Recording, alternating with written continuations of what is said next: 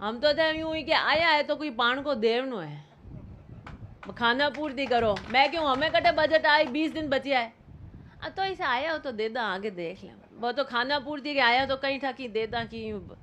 बाकी विकास के संबंध में मैंने आपके कोई काम पीछे नहीं रहे हैं, पूरे काम आपके हो गए। बहुत जल्दी आचार संहिता लगेगी, चुनाव का बिगुल बजेगा और आपके बीच में मैदान के अंदर चुनावी जिनके भी चेहरे होंगे वो जल्द खुल जाएंगे। मंजर ये है,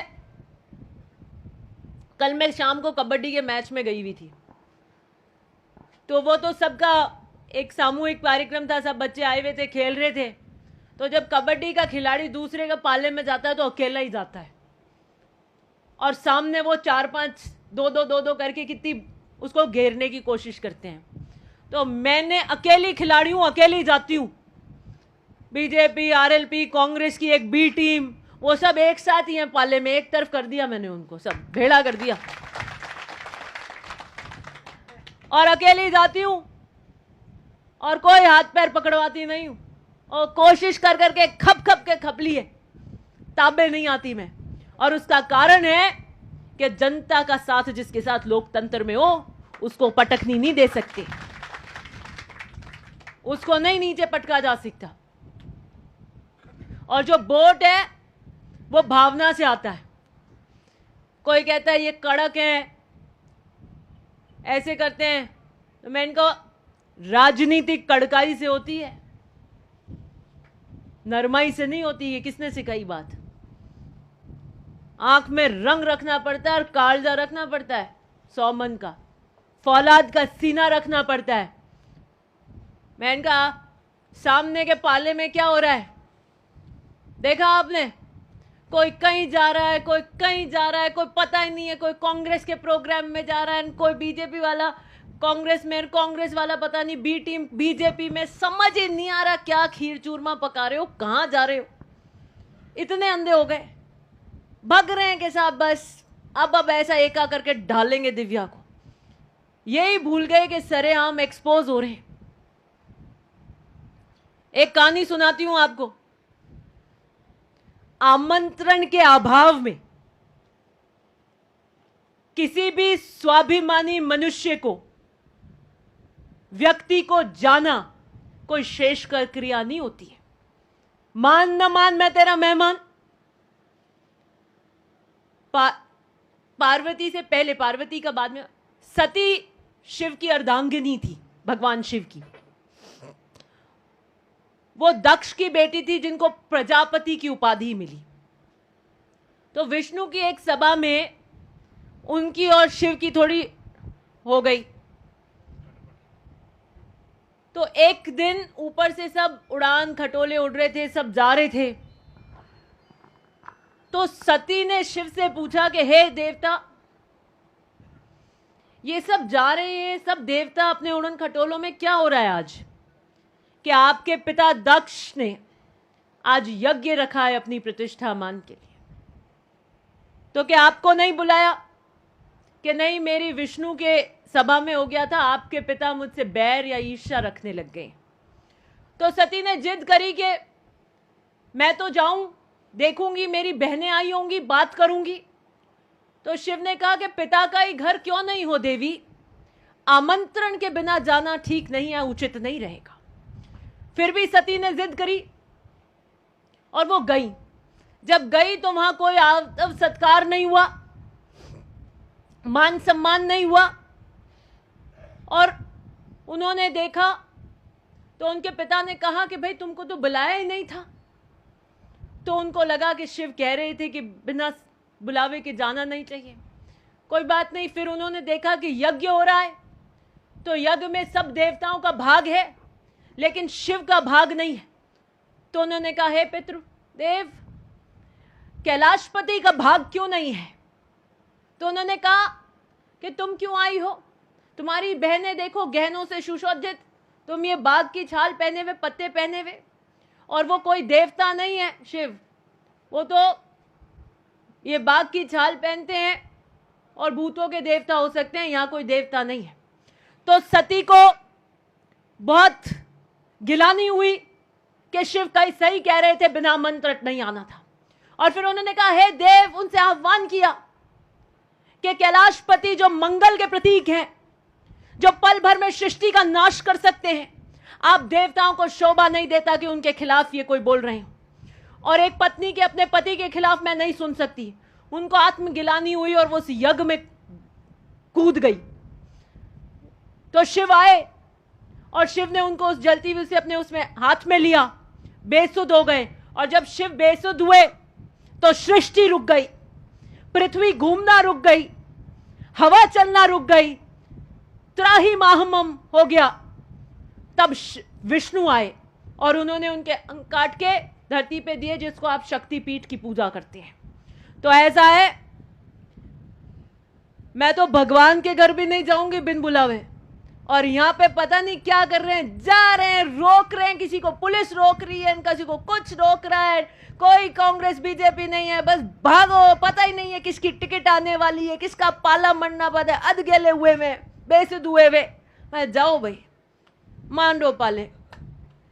फिर जाते हैं बिना आमंत्रण के, फिर सत्कार नहीं होता, फिर बोलते हैं कि हमारा अनादर कर दिया। मतलब जबरदस्ती आते हो, उसको जायज बताओ कि हम आए। ये पता नहीं कौन सी आजकल प्रथा है भाई, हम इस प्रथा के नहीं है। मैं चाहे कोई भी सभा हो, किसी की भी, कितनी रईस की सभा हो, स्वाभिमान से समझौता नहीं किया, नहीं करेंगे। डावरा की सभा थी, बिना आमंत्रण नहीं जाती हूं मैं।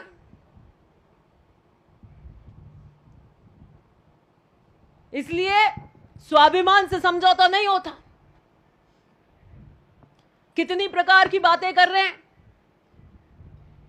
मुख्यमंत्री जी। मैंने स्टेटमेंट देखा किसी का, मेरे सामने वालों का, तो मैं एक का नाम नहीं लेना चाहती हूं, मेरा उनसे कोई कंपटीशन ही नहीं है, नाके ही नहीं लगते, जमघट कर रहे, ना आगे ना पीछे कोई। क्या ये मुख्यमंत्री जी की सभा में नहीं आई, ये तो पीएम की बात करती हैं। अरे मैं पीएम की सभा में भी नहीं जाऊंगी बिना आमंत्रण, बिना आमंत्रण के नहीं जाती हूं मैं। और 52 से लेकर आज तक, ये अब 16वीं विधानसभा का चुनाव है, कांग्रेस की नींव है हम, कांग्रेस को मारवाड़ में जमाने का योगदान है हमारा, और मैं अग्नि परीक्षाएं देकर आई हूं। मेरे प्रति कांग्रेस की निष्ठा को कोई प्रश्न चिन्ह नहीं लगा सकता, ना ललकार सकता है। मैंने 2020 के अंदर, जब कांग्रेस की सरकार पर राजनीतिक अस्थिरता के बादल मंडरा रहे थे, तब दिव्या मदेरणा कांग्रेस की सरकार के लिए वहां बैठी थी। मेरे खिलाफ डावरा में जिन लोगों ने जमघट किया, जो राजनीतिकरण कर रहे थे, जिसमें बीजेपी भी शामिल हो गई, जो कर रहे थे, स्टेज पे कौन आया, किसके भाषण कराए, सारा जमाना देख रहा था। वो एक भी कांग्रेस की सरकार बचाने में 2020 में उनकी योगदान नहीं थी। वो मुझे नहीं ललकारेंगे। मुख्यमंत्री जी की सरकार, कांग्रेस की सरकार के प्रति और कांग्रेस के आला कमान के प्रति अगर कोई वफादारी से खड़ा रहा है तो हम खड़े रहे हैं। एक विधायक के मुख्यमंत्री से क्या वार्तालाप होती है, वो कोई सार्वजनिक मंच पे नहीं बताई जाती, लेकिन जब उतनी अखबार में छीटाकशी कर रहे हैं तो इतना बता देती हूं कि मुख्यमंत्री जी को मैंने बता दिया जो मुझे बताना था, कि किस तरीके से इस सभा का राजनीतिकरण हुआ है, यह जमावड़ा किस उद्देश्य से किया गया है। रंजीत सिंह जी 32 साल कांग्रेस में रहे तो मदेरणा साहब का फोटो नहीं लगाया था वहां पर। उस सभा में परशुराम मदेरणा का फोटो तक नहीं था। वो जो लोग कभी जिन्होंने रंजीत सिंह जी से नमस्कार नहीं करी, उनको देखा नहीं, वो बड़ी कड़व लगा के वहां दिव्या मदेरणा के खिलाफ घेरा घालने में बैठे थे। रंजीत सिंह जी 15, 16 साल, 17 साल के करीब वो प्रधान रहे, और जब मदेरणा साहब 67 में भोपालगढ़ चले गए, तब जिले में 2 राजपूत, 2 जाट, 2 विश्नोई के समीकरण से टिकटें दी जाती थी। खेत सिंह जी शेरगढ़ और यहां पे रणजीत सिंह जी, पूनम चंद जी राम सिंह जी, बिल्लाड़ा और भोपालगढ़ 2 जाट, ऐसे पूरे जिले का एक समीकरण बनाया जाता था। नरपत राम जी बड़बड़, पूरे जिले के समीकरण में सारों को बराबर हिस्सेदारी दी जाती थी। तब ओसियां का किसान यहां वोट देता था। रणजीत सिंह जी 3 बार यहां से एमएलए बने। वो जो जानते नहीं उनको, पहचानते नहीं उनको, उनके परिवार के 10-10 सदस्य वहां स्टेज पे बैठे थे, पूरे भोपालगढ़ से, बिल्लाड़ा, पीपार से, सब आके जम गए। ऐसे ऐसे खो खो के मैच हम बहुत कराते हैं रोज। हाँ। मैंने मुख्यमंत्री जी को इस राजनीतिकरण से उत्पन्न धरातल की स्थिति से, वास्तविकता से सूचित करा दिया था, जो मेरा कर्तव्य था। इसलिए जो ना पता हो उसकी अनर्गल बातें वो ना किया जाए करें। और डावरा की एक कहानी और सुनाती हूं आपको, क्योंकि आप भेड़ की यहां पे बैठे हो, छोर पे लोहाउट की। 1995-96 के अंदर मदेरना साहब ने, महिपाल जी जिला प्रमुख थे, डावरा भेजा। डावरा भेजकर कहा कि पूरे गांव को एका करके निर्विरोध खोलना और किसान वर्ग में जैसे बात पे, क्योंकि डावरा में आरएसी लगती थी चुनाव में 2-2 महीने। पूरा गांव एक हुआ और बहुत बड़े सेठ हुआ करते थे भंवरलाल जी, उनका नाम खोला निर्विरोध। तो रणजीत सिंह जी ने रातों रात चंदन सिंह जी को खड़ा करके पेटी मांड दी। तो साहब ने कहा कोई बात नहीं, तुम्हारे वोट ज्यादा हैं, एकता रखना, सीट निकाल लोगे। 95 वोट से वो चुनाव भंवरलाल जी हार गए और चंदन सिंह जी जीत गए। तो वहीं पे महिपाल मदेरना जी ने कहा कि तुम्हारे में पोल आ गई, तुम्हारे में कमजोरी आ गई, तुम्हारे पास वोट थे और निकल गए, तुम्हारे भविष्य की अगर निर्णय खुद नहीं ले सकते तो मैं 5 साल डावरा नहीं आऊंगा। और मेरे पिता 5 साल डावरा नहीं गए। डावरा वाले कहते रह गए साहब आइए आइए आइए, गलती हो गई। उन्होंने कहा अपनी गलती सुधारो। मैंने जो बात एक बार कह दी, जो संकल्प ले लिया, उससे हम पीछे नहीं हटते। और डावरा के आगे गांव में 12 जाते थे तो डावरा से नहीं निकलते थे, दूसरे पीछे के रास्ते से आते थे। महिपाल मदेरना की गाड़ी का चक्का भी डावरा से नहीं निकला। मैं महिपाल मदेरना की बेटी हूं, किसान राजनीति के समीकरण जानती हूं। चाडी से उठ के मदेरना साहब गए थे, मतोड़ा में गोलियां चलती थी। धौरों की धरती से निकलकर किसान राजनीति का खूंटा गाड़ा। जिसको अपनी नींव नहीं पता हो वो आते हैं बहकावे में। अब आप देखो, एक कार्यक्रम होता है, एक व्यक्ति आ जाता है, भाजपा के सारे 25 आ जाते हैं कि क्या पता मैं नहीं गया तो मेरी टिकट कट जाएगी। तो सब आके कहीं वो नहीं पहुंच जाए, कंपटीशन है। एक ने खाना दिया तो दूसरा भी देगा, फिर तीसरा भी देगा, फिर चौथा भी देगा। कोई सवामणी करेगा, कोई कुछ करेगा। एक जाके खड़ा हो गया, अरे मेरी टिकट कट जाएगी, वो गाड़ी की 120 स्पीड लगाते जाके खड़े हो जाते। जो कांग्रेस की बी गैंग है वो तो सब चप्पे चप्पे में, यहां पर पता है 8 में हमें हराने में थी, 13 में खिलाफ थी, 18 में खिलाफ थी। साथ बैठकर क्या ढोंग करना है एकता का? नहीं बनती।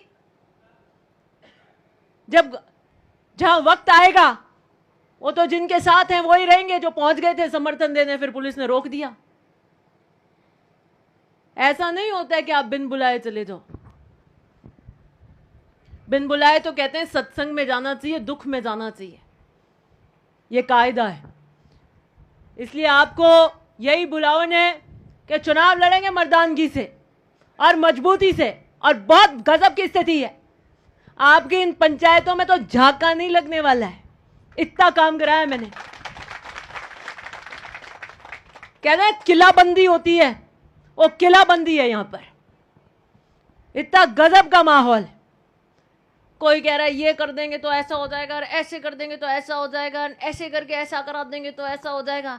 ऐसे वैसे से कुछ नहीं होता, जनता सब देखती है। सजग प्राणी एम्पायर के रूप में जनता देख रही है कि क्या कर रहे हैं। कि हमारा एक एमएलए जीता हुआ है, उसका हाथ मरोड़ने के लिए कैसी कैसी कलाएं, कैसी कैसी रचना कर रहे हैं। ये जनता सब देखती है, सबकी आंखें खुली हैं। मैं कभी ओछी राजनीति नहीं करती, मैं कभी किसी के परिवार को तोड़कर करने की घटिया राजनीति नहीं करती। मैं बीजेपी कांग्रेस भी है तो कोई बीजेपी का व्यक्ति भी हो तो उसके खिलाफ कोई निचतम स्तर की राजनीति नहीं करते। हम राजनीति करते हैं उसूलों के और सामने पार्लियामेंट की राजनीति करते हैं।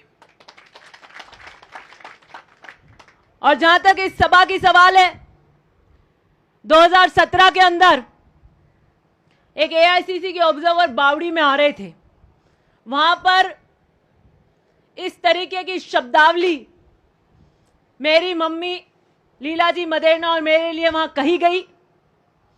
उसके बाद तो हमने कह दिया हम इनके साथ कभी जिंदगी में स्टेज शेयर नहीं करने वाले। एमपी का टिकट मिला तो मैंने मुख्यमंत्री जी को स्पष्ट कह दिया और मैंने ऊपर दिल्ली तक कह दिया, मैंने जी आप सूबे के मुख्यमंत्री हैं, आप सभा ले लीजिए, लेकिन मैं इनके साथ कोई सभा नहीं लूंगी क्योंकि मैं स्वाभिमान से समझौता नहीं करती।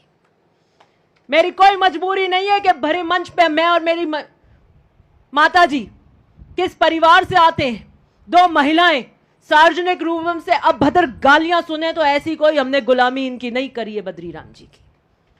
मैं स्टेज शेयर नहीं करूंगी और ओसिया में मैं उनके साथ स्टेज नहीं शेयर करूंगी। मुख्यमंत्री जी जानते हैं मेरे संकल्प को, कह रहे हैं वो गिनते नहीं है, ऐसे मत दीजिए भाषण, कहीं पार नहीं लगने वाली। और ये कोई सरकारी कार्यक्रम नहीं था, यह निजी कार्यक्रम था और यह निजी कार्यक्रम था दिव्या मदेरणा के खिलाफ जमघट का कार्यक्रम था। मुख्यमंत्री जी तो अब रणजीत सिंह जी कांग्रेसी हैं, उनको बुलाया कांग्रेसी के उद्घाटन में तो वो स्वाभाविक आएंगे, पर उनके पीछे का उद्देश्य क्या था? पहले यूं 4-5 जने लिए, यूं किए, थाने तो फोन नहीं करियो एगिया 7-8 एक बावड़ियों लिया, घनश्याम सिंह जी डामरा वाला जारी मूर्ति हमारा बेटा बे जान बड़े आवेदन दिया। आवेदन सिर्फ इसलिए कि अखबार में यह नहीं छप जाए कि ओसिया से कोई आवेदन नहीं हुआ है, सरदारपुरा की तरह जीरो। तो मैंने कहा मने क्या ना, मैं बसा बराबर पर्चा भरा थारे 1000 खान आवेदन करा देते। ये राजनीति का मैदान है, खेल कबूतरी नहीं हो रहा कि एक पर्चा लिया भर दिया और जमा करा दिया। खेल कबूतरी नहीं हो रही है, ये राजनीतिक मंच है, राजनीतिक अखाड़ा है। यहां जो परिपक्व है, पारंगत है, वो ही चलता है, नहीं तो पटक नहीं दी और पटकी और जनता पटक देती है। और मेरे को बोलने वाले कि कहां जाना चाहिए, कहां जाना चाहिए, यह निर्णय मैं लेती हूं। और मेरे को राजनीति की इतनी समझ और इतनी परिपक्वता है कि मुझे कब कहां रहना चाहिए और कहां बैठना चाहिए और कहां नहीं बैठना चाहिए। राजनीति की परिपक्वता मुझ में थी, इसलिए मैं 2020 में कांग्रेस की सरकार को बचाने के लिए वहां बैठी थी।